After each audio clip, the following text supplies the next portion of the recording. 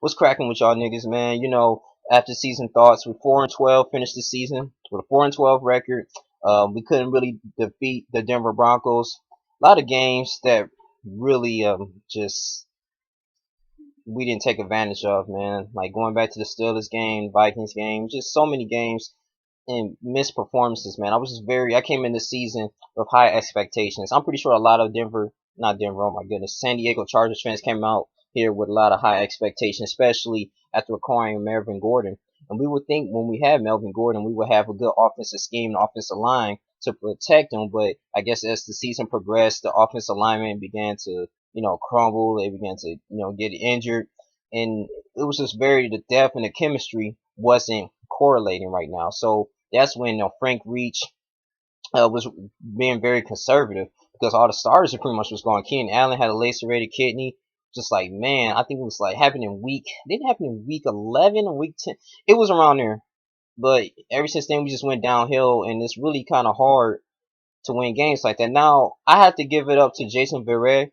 He was a great, outstanding corner, man. He actually tried to held us down. Melvin Ingram, he did really well as far as the linebacker. Denzel Perryman, he's coming a long way. And Cal Emanuel, he had good shots too, getting interceptions, man. So I was really proud of him. Antonio Gates came through in some games when he scored like 2 or 3 touchdowns. Could have beat the Green Bay Packers way back.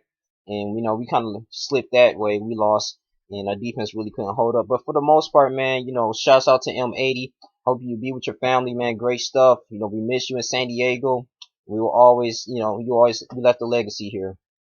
And also to Antonio Gates, I think this is gonna be his last season. And I'm gonna get into the potential draft picks that we need to get to. I believe like we're like third or fourth picks right now, so we can get 7 people, and we shouldn't be trading picks. And this is very important. These are the top positions that I think we should get.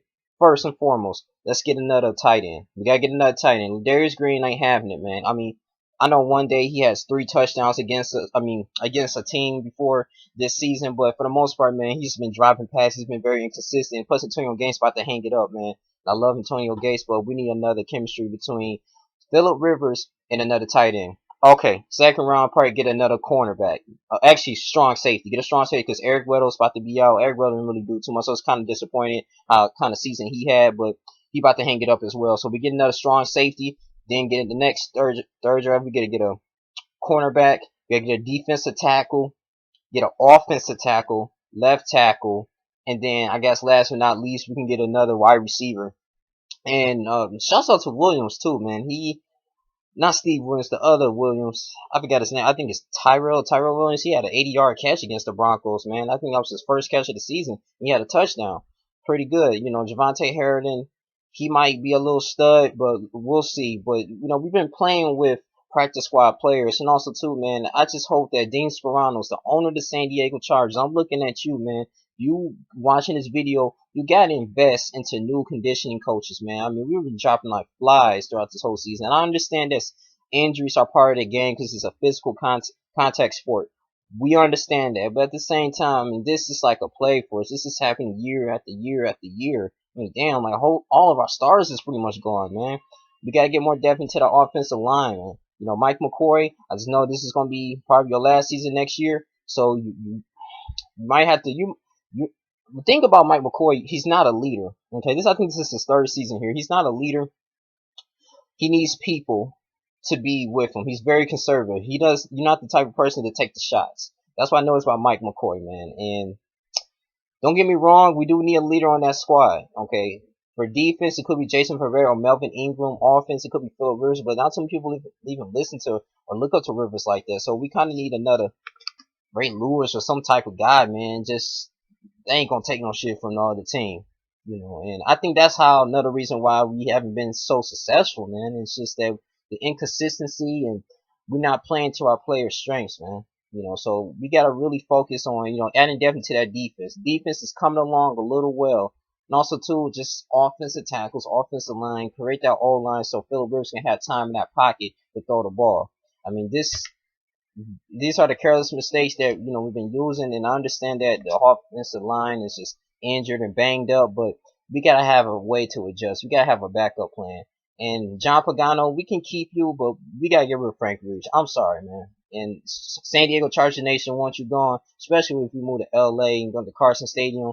We gotta have a little newer coaching staff if we're going to keep Mike McCoy. It might get rid of defensive coordinator, offensive coordinator as well, and one of our conditioning coaches. So we gotta hopefully next year we get it together, man. Dang, we even won a divisional. I think we got swept by everybody. Wow. Now I think about it, we got swept. This is wow, man. We got swept by the Chiefs, the Broncos, and the Raiders. It's pretty sad, man. And we gotta instill fear, man. And it's just like now we kind of lost that. We lost that touch right now. So hopefully this will be another. Hopefully we get something done next year, man. For real, like get into the playoffs, man. Because I understand that Mike McCoy, you had like a winning record with us. I think you had a winning record with us twice, and we only went to the playoffs with you one time. We could have went last year, lost against the Chiefs, but we have to take advantage of focus on scoring in the red zone and keeping our composure when we're down, especially in the fourth quarter, man, and not letting lead slip. And we got to get off to fast starts. We got to stop doing the shotgun formation, throwing to Woodhead. That's too predictable. We got to go in under center. It's a lot of things that we have to clear up. So I believe most of the problems that I'm diagnosing goes to the offensive coordinator. Okay, so to be honest with you, man, y'all niggas probably be laughing as hell. Like I expect this team to at least go 10-6 this year. I mean that was the worst record, 11-5 or 10-6, man. I mean we was about to go out banging when I was so excited when we beat the Detroit Lions, man, week 1, but I mean, ever since then, it just went down the drain. Only teams that we beat was the Lions, Browns. Barely beat the Browns and the Jags and the Lions, and then I think it was that one team. What was the other team? I don't even remember, man. We just lost so many games. It's pretty ridiculous, man. I just pray that we get it together, man. Next year, get a new stadium, get some more loyal fans, man. But I'll always be here, man. It just took a toll out of me. But shout out to the Broncos fans and everybody, man, who won. But let's not leave a mark like that again. Let's get it together. Let's do some more coach stuff. I'm expecting great moves in the off season, so my eyes will be watching. This your boy Young Lincoln here. I'm out. Deuces.